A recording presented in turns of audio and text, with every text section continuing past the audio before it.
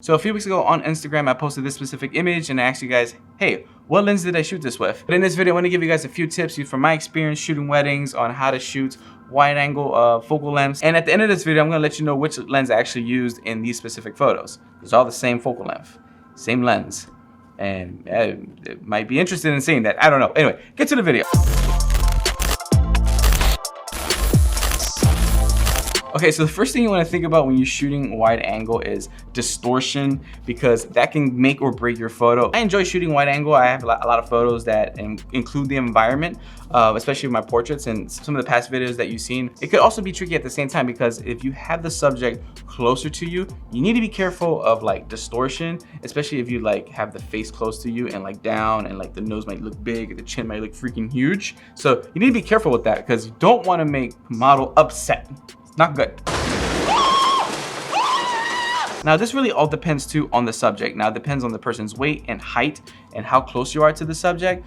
I would say, as an example, if you are close to the subject's face, and you know, it's like, you know, wide, like you're wide, like 16 millimeters. One thing you can do is tiptoe up a little bit and then angle down the lens. That way you can avoid hitting those distorted areas, and that way you can get an actual image. Now there are some really awesome photos out there that you take advantage of the distortion as well. Maybe you want the hand to look huge, super huge, or like the head. I don't know. You definitely need to be intentional when using this specific lens, and you know, just be careful. Just make sure you don't make someone's nose look huge and all that stuff, because that's just crazy. Now these specific photos right here is actually a wedding that I shot last year. I had so much fun shooting this wedding because it was like open field golf course, and they have a ton of areas to shoot at.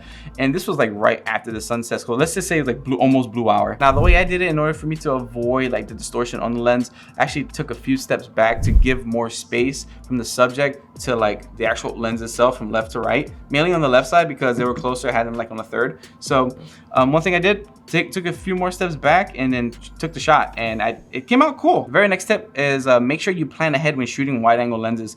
The reason being is that if you're going to an area, specifically a wedding, make sure that it's at a location where, one, you don't have to do a lot of photoshopping and taking things out, and make sure that it's in a clean space. Like this specific photo, I knew I was gonna be fine because, you know, it was just grass and trees, and that's it. There weren't any chairs or other people walking around or buildings or anything like that. You want to be intentional when you're shooting with this specific lens, especially if you're trying to like do less photoshopping, less editing. And with that said, the actual lens I used for these images is actually the 16mm 1.4 for Sigma, and it's not really an expensive lens. Now for these shots, I actually used the Sony a7 III. So there is a crop factor in it. It goes to like 24mm or 25 or something like that, around there. But still, I mean, I was able to capture it at like 1.4, and it was awesome. It's awesome shooting it. So don't let the lens fool you. I could have shot it, definitely could have shot it with 20-75, but you know, I wanted to have that little bit of bokeh, extra bokeh-licious in it, and that 1.4 does the job with this lens. Also, let me know in the comments below if you're interested in seeing the actual post-editing process to get these images the way I have them here. And I have no problem doing that, so just let me know in the comments below. Boom. And speaking of editing, I'm actually releasing my very first preset pack soon, and I actually have a free preset for you to download. You can go ahead and click that link down below. It's called Urban Vibe.